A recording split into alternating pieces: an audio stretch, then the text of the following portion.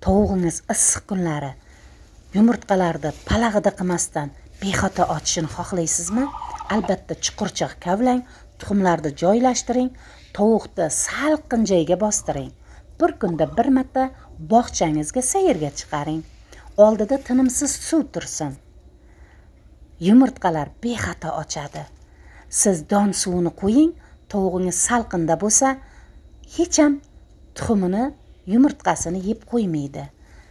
Bitlab ketmasligi uchun albatta qumbaniyasi qilayotgan joyiga o'choq tondirdan kul olib tashlang.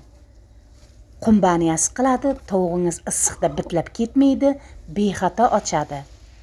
Siz videolarni to'liq holatda ko'rish uchun Ahmad Domla chorva boqish sirlari kanaliga o'tib obuna bo'lib qo'ying.